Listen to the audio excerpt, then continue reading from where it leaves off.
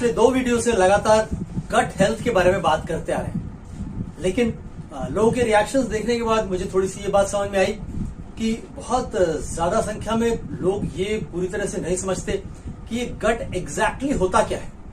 तो दोस्तों, आज के वीडियो में हम बात करने वाले हैं कि ये गट एग्जैक्टली क्या है, इस गट को हेल्दी रखने के लिए कौन जिम्मेदार है, और अगर गट हेल्दी नहीं है तो आपको जीवन में क्या दुष्परिणाम भुगतने पड़ सकते हैं, इसके बारे में।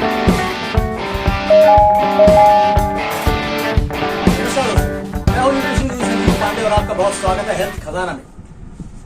आज गट पर थोड़ा विस्तार से बात करेंगे। आप इस डायग्राम में देख रहे हैं पूरा डाइजेस्टिव सिस्टम जिसे कहा जाता है। एग्जैक्टली गट, हिंदी में आप उसे पाचन तंत्र कहते हैं। यह शुरू होता है हमारे मुंह से, जहां से खाना हम अपने शरीर को परोसते हैं। हमारे दांत, हमारी जीभ और उसके बाद जो नली जिसके थ्रू खाना आगे जाता है, ये सब कुछ इसी पाचन तंत्र का हिस्सा है। यहीं से गट की शुरुआत होती है। इसके बाद खाना आपका, जब आप उसको चबा करके और अपने मुंह में जो सलाइवा बनता है, थूक है ना, उसके साथ मिक्स करके अंदर भेजते हैं, तो वो आपके ईसोफेगस के जरिए होते हुए आपके स्टमक तक पहुंचता है, आपके पेट तक, जहां अम्ल का उत्पादन होता है, एसिड बनता है।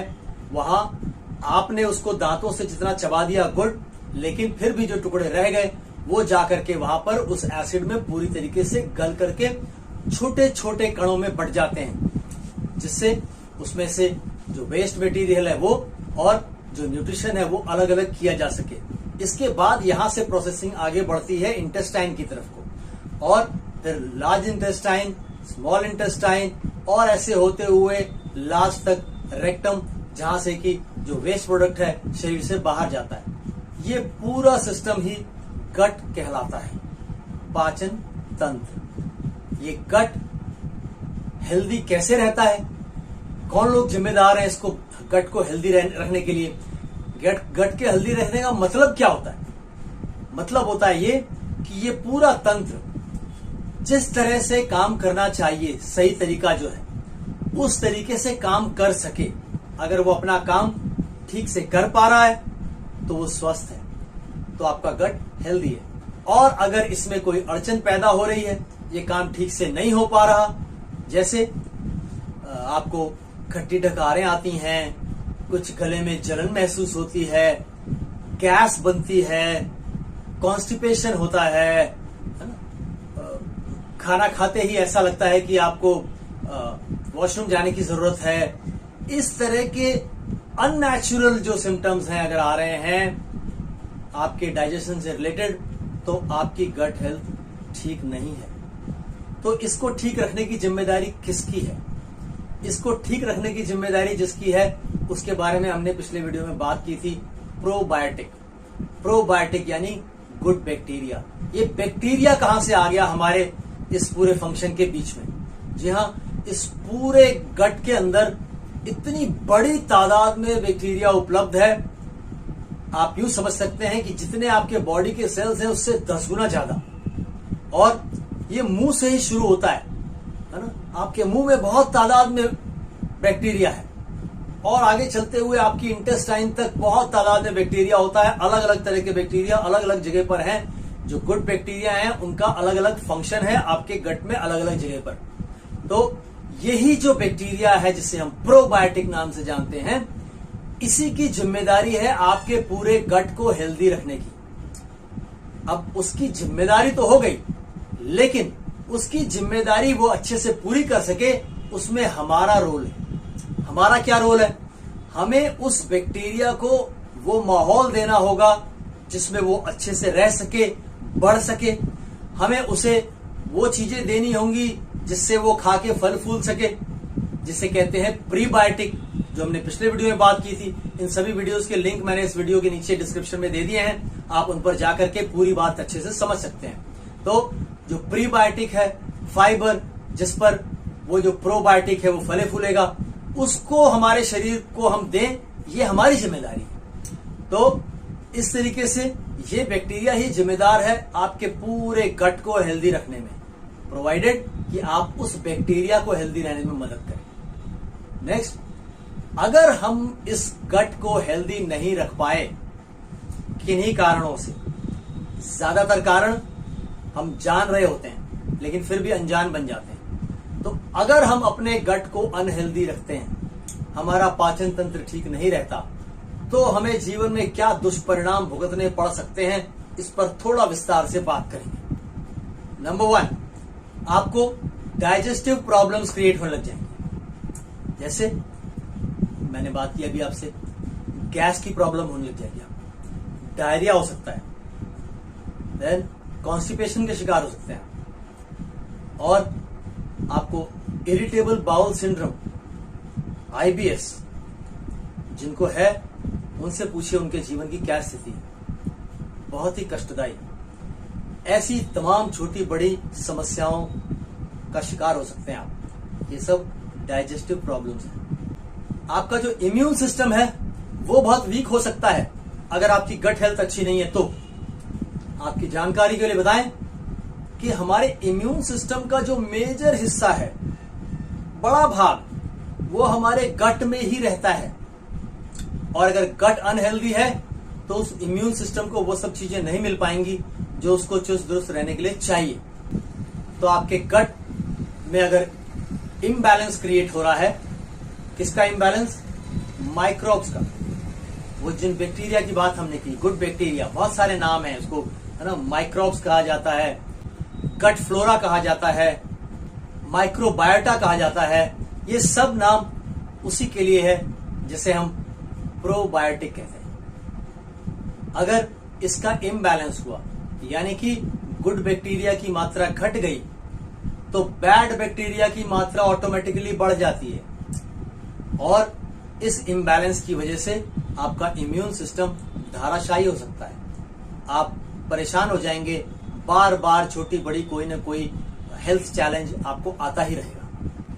नंबर 3, न्यूट्रिएंट एब्जॉर्प्शन के इश्यूज हो सकते हैं आपको। अगर गट हेल्थ ठीक नहीं है तो न्यूट्रिएंट ठीक से एब्जॉर्ब नहीं होंगे, जिसकी वजह से जो गट लाइनिंग है वो इरोड होने लगती है, वो कॉम्प्रोमाइज हो जाती है। जो अंदर इंटेस्टाइन की जो लाइनिंग है, जहां से न्यूट्रिएंट्स एब्जॉर्ब होते हैं ब्लड स्ट्रीम के अंदर, वो कॉम्प्रोमाइज हो जाती है, ठीक से काम नहीं कर पाती, और उसका परिणाम ये होता है कि आपको तरह तरह की न्यूट्रिशनल डेफिशिएंसी होने लगती है। आप खा तो रहे हैं ठीक, आप शरीर को दे तो रहे हैं न्यूट्रिशन, लेकिन उसको जहां पहुंचना है वहां तक पहुंच नहीं पा रहा, क्योंकि आपकी गट हेल्थ ठीक नहीं है। और जब ऐसा होगा तो न्यूट्रिशनल डेफिशिएंसी की वजह से होने वाली तमाम प्रॉब्लम्स आपको फेस करनी पड़ जाएंगी। नंबर 4, इन्फ्लेमेशन, सूजन। अगर गट हेल्थ ठीक नहीं रहेगी, गट लाइनिंग इरोड हो रही है, तो स्वेलिंग होने लग जाएगी, और ये स्वेलिंग लंबे समय तक रहेगी, यानी कि क्रॉनिक इन्फ्लेमेशन। आप क्रॉनिक इन्फ्लेमेशन के शिकार हो जाएंगे। कई बार आपने सुना होगा हम बोलचाल की भाषा में कि उनकी आंत में सूजन है। ये क्या है? इसी को क्रॉनिक इन्फ्लेमेशन कहते हैं, और ऐसा हुआ तो आप बहुत गंभीर समस्या में पड़ सकते हैं। ऐसे में आपको ऑटो इम्यून डिजीज होने की भी संभावना बहुत बढ़ जाएगी। ऑटो इम्यून डिजीज, मैं आपको नीचे डिस्क्रिप्शन में लिंक दे रहा हूं वीडियो का, आप ऑटो इम्यून पर एक पूरा वीडियो है, वहां जाके जान सकते हैं कि ऑटो इम्यून डिजीज क्या होती हैं, कौन कौन सी होती हैं, ठीक है। और ऑटो इम्यून डिजीज का कोई क्योर नहीं होता। क्यों? क्योंकि शरीर ही शरीर का दुश्मन हो गया होता है उस केस में। तो ये समस्या भी गट हेल्थ ठीक न होने की वजह से खड़ी हो जाती हैं, और डायग्नोसिस में कभी आता नहीं। अभी हमने IBS की बात की, इरिटेबल बाउल सिंड्रोम, बहुत ही तकलीफदेह प्रॉब्लम है ये, लेकिन ये भी एक ऑटो इम्यून डिसऑर्डर है। इसका कोई इलाज नहीं होता, सारी जिंदगी आदमी को झेलना पड़ता है, सारा खान पान बंद हो जाता है, ये नहीं खाना वो नहीं खाना, दुनिया भर की पाबंदियां। और अगर जीवन में खाने पीने पे सारी पाबंदियां लग जाएं तो बेहतर है कि काला पानी की सजा भुगत ले जाकर। नंबर 5, मेंटल हेल्थ इश्यूज हो सकते हैं। जी हाँ, गट हेल्थ, पाचन तंत्र ठीक न हो, अस्वस्थ रहे, इसकी वजह से आपको मानसिक समस्याएं हो सकती हैं। पिछले वीडियो में भी हमने जरा सा डिस्कस किया था ब्रेन एंड गट के कनेक्शन के बारे में। गट ब्रेन का डायरेक्ट कनेक्शन होता है। आपका पाचन जैसा है उसका पूरा असर आपकी मानसिक अवस्था पर पड़ता है, और वाइस वर्सा, इसका उलट, आपकी मानसिक अवस्था जैसी है उसका पूरा असर आपके गट पर पड़ता है। तो दोस्तों, लोग सफर कर रहे हैं एंजाइटी से, डिप्रेशन से, मूड स्विंग से, और उन्हें पता भी नहीं है कि ये गट हेल्थ ठीक न होने की वजह से हो रहा है। तमाम तरह की दवाइयां खा रहे हैं, भटक रहे हैं, डॉक्टर और अस्पताल बदल बदल के परेशान हैं। उनको लगता है कि सिर्फ दिमागी परेशानी है, कोई नहीं बताता कि आपकी गट हेल्थ क्या है। मेरे पास पेशेंट्स आते हैं तरह तरह की प्रॉब्लम्स के लिए, तो जो ऐसी प्रॉब्लम्स हैं जिनका कनेक्शन गट हेल्थ से होता है, एक ही बार पूछिए, तुरंत आपको पता चल जाएगा। मैं अभी आगे एक और प्रॉब्लम डिस्कस करूंगा, तब आपको इसके बारे में थोड़ा सा विस्तार से बताऊंगा। Number 6, weight gain. बहुत सारे लोग इस चीज से परेशान हैं कि उनका वजन बढ़ रहा है। वो जाकर के थायराइड चेक करा रहे हैं, उनको समझ में नहीं आ रहा, कह रहे हैं रिपोर्ट तो नॉर्मल है, थायराइड नहीं है, पता नहीं क्या बात है, वजन बढ़ रहा है। एक अनहेल्दी गट आपको वेट गेन करा सकता है। जो इम्बैलेंस की बात मैंने आपसे की है ना, जो माइक्रोब्स का इम्बैलेंस है, यानी कि बैड बैक्टीरिया का बढ़ना और गुड बैक्टीरिया का घटना, इससे आपकी सेहत पर बहुत बुरा असर पड़ सकता है। क्यों? क्योंकि यही वो व्यवस्था है जो आपके शरीर में जाने वाले फैट को कैसे प्रोसेस करना है, कैसे स्टोर करना है, इस सब पर काम करती है। और अगर इसमें इम्बैलेंस क्रिएट हो गया तो आपको समझ में भी नहीं आएगा कि हो क्या रहा है।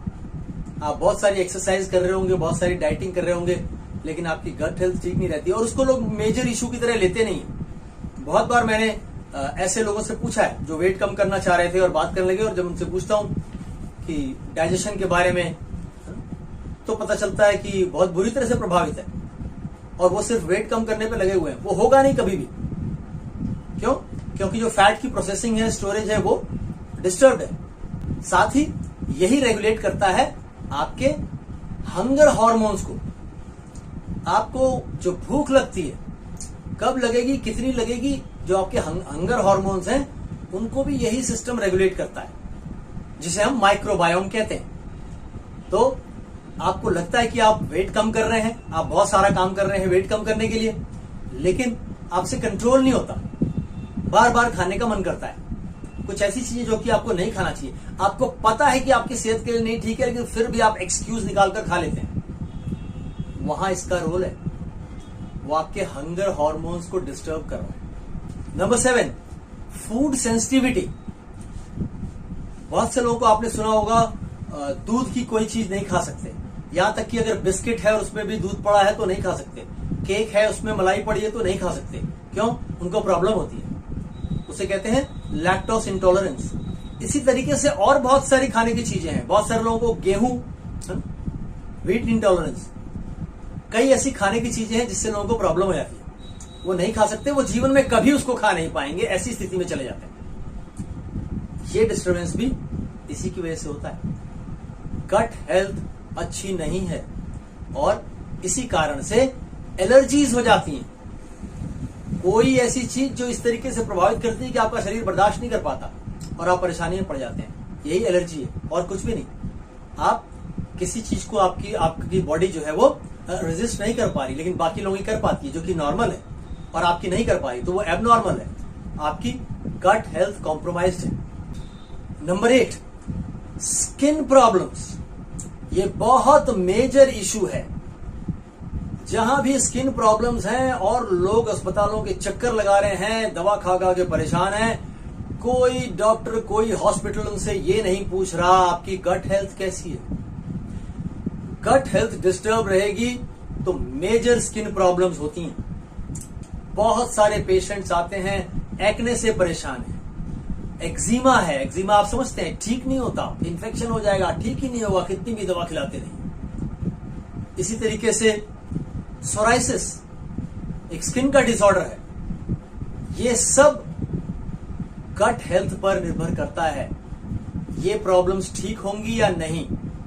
ये निर्भर करेगा कि आपकी गट हेल्थ ठीक रहती है कि नहीं। अगर आप अपनी गट हेल्थ को ठीक रख पाए तो ये प्रॉब्लम सॉल्व हो सकती है। अदरवाइज आप कितने ही ड्रग्स लेते रहिए, कितने ही चक्कर लगाते रहिए, कभी इसमें से बाहर नहीं आ पाएंगे। और इतने पेशेंट्स ऐसे मिलते हैं, उनसे वो जब स्किन की प्रॉब्लम है उनको बताने की कोशिश करता हूं। जब मैं ये समझ लेता हूं कि उनका गट ठीक नहीं है तो मैं उनकी गट हेल्थ ठीक करने की कोशिश करता हूं। तो वो पेशेंट को लगता है कि ये तो कुछ का कुछ कर रहे हैं, मेरे को प्रॉब्लम कुछ और है, ये तो कुछ और बात कर रहे हैं। लोग समझते नहीं, इसीलिए इन वीडियोस को बनाता हूं कि लोगों को ये जानकारी तो मिले। आप किसी तरह की बड़ी मेजर स्किन प्रॉब्लम फेस कर रहे हैं तो जब कोई मेडिसिन काम नहीं कर रही होती है तो फिर लोग आपको स्टेरॉइड्स खिला देते हैं। शॉर्ट टर्म में तो आपको फायदा हो जाएगा, लेकिन लॉन्ग टर्म में आपको उसका बहुत नुकसान भुगतना पड़ेगा। तो अपनी गट हेल्थ ठीक रखें अगर आपको स्किन प्रॉब्लम से बचे रहना है। Number 9, auto immune disorders. मैंने आपसे अभी एक ऑटो इम्यून डिसऑर्डर की बात की, IBD, इरिटेबल बाउल सिंड्रोम, जो कि अनहेल्दी गट की वजह से होता है। इसके अलावा रूमेटॉइड आर्थराइटिस, मल्टीपल स्क्लेरोसिस, ये सब ऑटो इम्यून डिजीजेस हैं, ऑटो इम्यून डिसऑर्डर्स हैं। ये सब अनहेल्दी गट की वजह से रहते हैं। लोग 10-10, 15-15 साल से इलाज करा रहे हैं और कोई उनके गट का इलाज नहीं कर रहा। Number 10, chronic fatigue. इसके ऊपर भी एक वीडियो है, मैं आपको लिंक नीचे दे रहा हूं। एक पूरा वीडियो है क्रॉनिक फटीग के बारे में। आप तो समझ ही नहीं पाएंगे कि हो क्या रहा है। क्रॉनिक फटीग सिंड्रोम, CFS आपके पर्चे पे लिख देंगे, आपको लगेगा कोई बड़ी बीमारी हो गई। आपको कुछ भी नहीं है। ये जो आप थका हुआ महसूस करते हैं ना, सुबह उठने के साथ ही थका हुआ महसूस करते हैं। सुबह से शाम तक हमेशा थकान ही लगती है। सुबह फ्रेश नहीं फील करते, उठते हैं तो थका थका लगता है। यही है क्रॉनिक फटीग सिंड्रोम। और इसमें सारा रोल आपकी गट हेल्थ का है। और लोग न जाने क्या क्या ताकत की और एनर्जी की गोलियां खा रहे होते हैं इसको दूर करने के लिए। गट हेल्थ ठीक करें, क्रॉनिक फटीग सिंड्रोम से छुट्टी मिल जाएगी। Number 11, heart health. एकदम लेटेस्ट रिसर्च है जो बताती है कि आपकी गट हेल्थ और आपकी हार्ट हेल्थ में सीधा कनेक्शन है। हाई ब्लड प्रेशर, कोलेस्ट्रॉल जैसी प्रॉब्लम्स आपकी गट हेल्थ से डायरेक्टली कनेक्टेड है। गट हेल्थ ठीक करेंगे, आपको इनसे भी छुटकारा मिल जाएगा। तो सवाल ये उठता है कि तो फिर गट हेल्थ कैसे ठीक की जा सके जल्दी से जल्दी। कोई डिफिकल्ट आंसर नहीं है। 3-4 चीजों का ख्याल रखना है। Number 1, balance diet. आपको अपनी डाइट का ख्याल रखना है। फाइबरस एंड न्यूट्रिशियस डाइट चाहिए आपको। नंबर 2, आपको चाहिए रेगुलर एक्सरसाइज, शरीर को व्यायाम चाहिए बराबर। Number 3, stress management.